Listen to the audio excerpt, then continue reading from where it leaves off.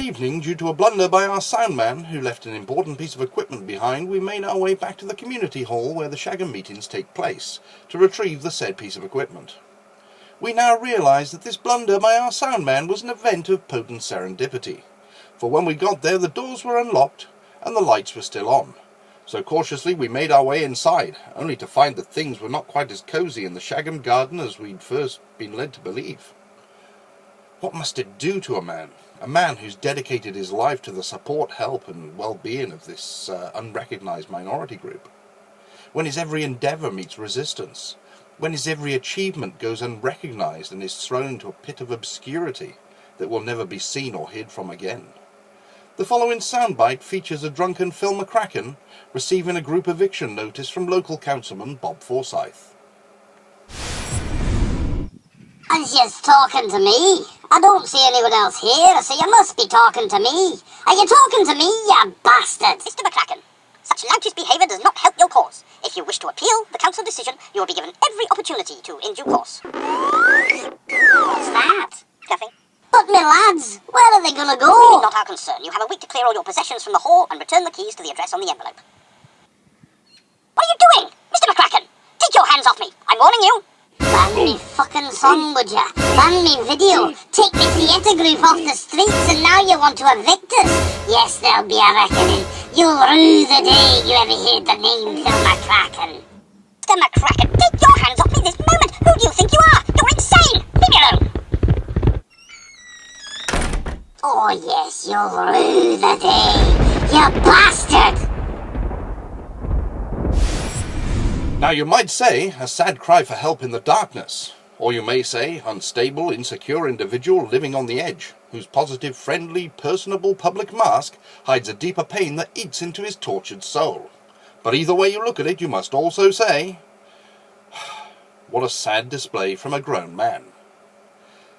Little were we to know that this would be our first glimpse into a tense situation that could only escalate when Phil was charged with assault and subsequently stripped of his title of group leader and forced into counselling.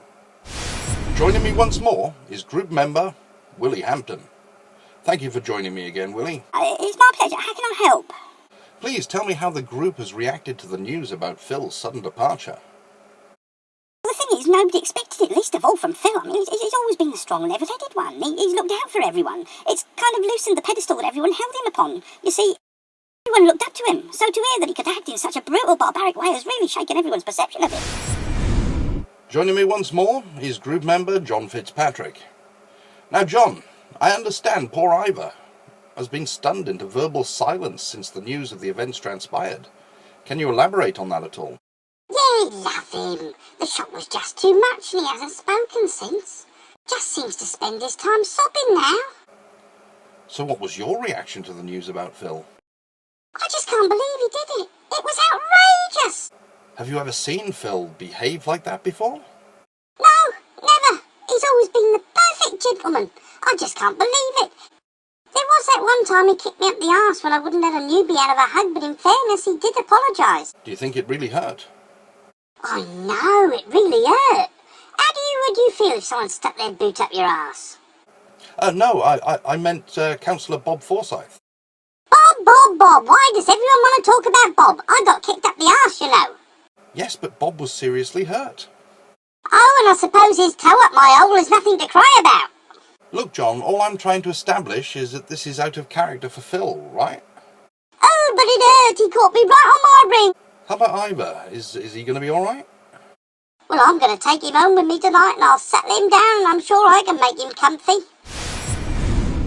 The following soundbite is a recording of Phil's final day in the group and serves as a touching reminder of the bonds we build in friendship and the love we find in forgiveness. Okay lads, everyone settle down. I've got an announcement to make. Now I'm sure you've all heard of the events that transpired last night and my own shameful behaviour. And to that end I have to leave you for a wee while and attend counselling for my rage issues. So I've come here today to tell you myself and to tell you I'm sorry that I let the group down. Are you all right now, Phil? No, I can't believe that I went that far. It's all just been getting on top of me lately. Oh no! Through everything, the theatre group, the song, the video, haven't I tried to stay strong for the sake of the lads? Haven't I? Phil, you've been marvellous. You really held it all together. You've been a rock, Phil. Then I go and do something stupid like that.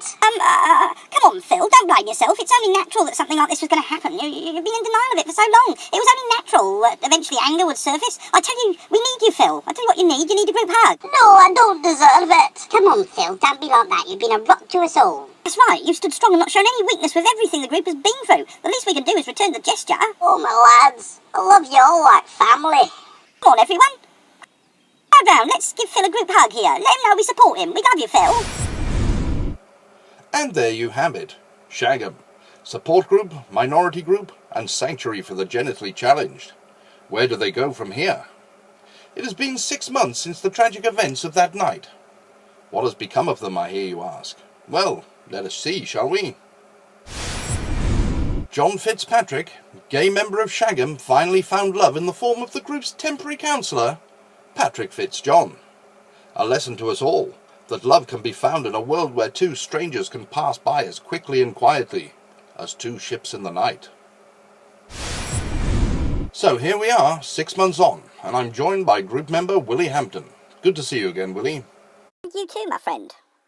So tell me, Willie, how has the group coped these past 6 months? Well, it was tragic, really. The group kind of fell apart for a bit, what with Phil gone and everything. It was a sad time for us all. We basically got ourselves into a bit of a rut, but as is with these things, we moved on, we were able to overcome it, and more importantly, we learned from the experience. I think we've all grown stronger as a result of it. Is there any news of Phil at all? Well, as you probably know, Phil is still in counselling for his part in the night's events, but, Patrick was saying that's the new counsellor, that Phil should be back with us soon, so that's something for us all to look forward to, isn't it? Thank you for speaking with me, Ivor. How are you feeling after everything that has happened?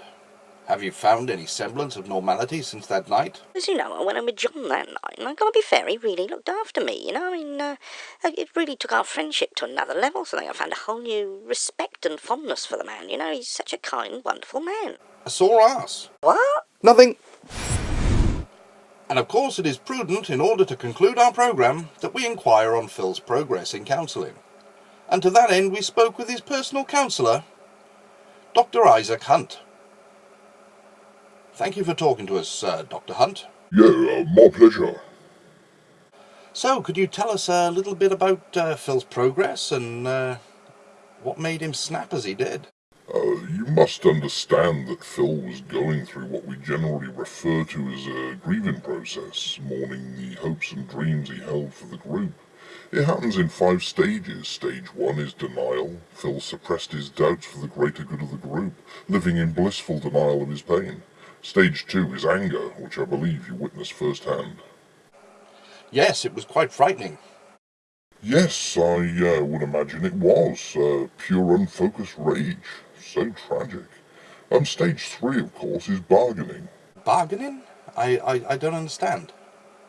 It's quite simple, really. I remember Phil coming to me and telling me he'd prayed for the first time since he was a child, which quickly led to his depression, which incidentally is stage 4.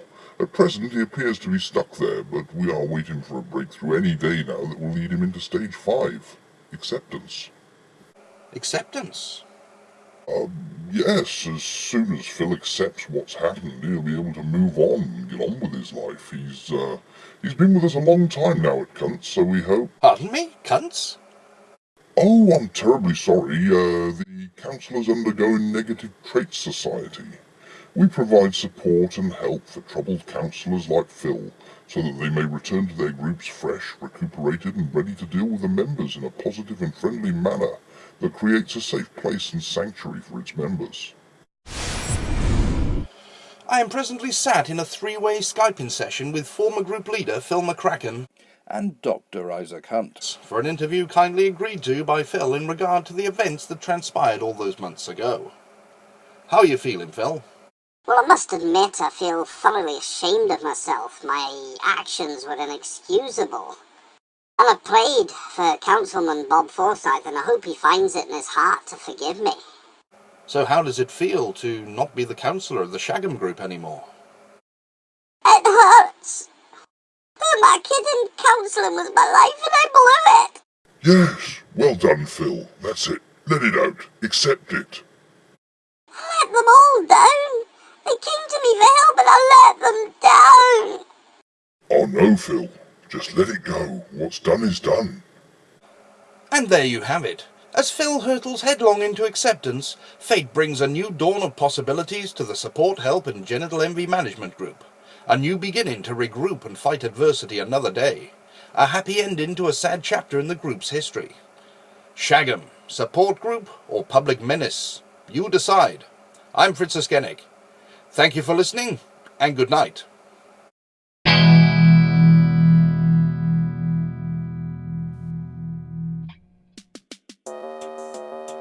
Oh, nana, mambule, yes, yo. Missy Sambu, City Die Zeitzeuge, wie denn you noch nicht schreibt, Eisfeld, die Verlieb, tot aus dem Zip-Drive, man.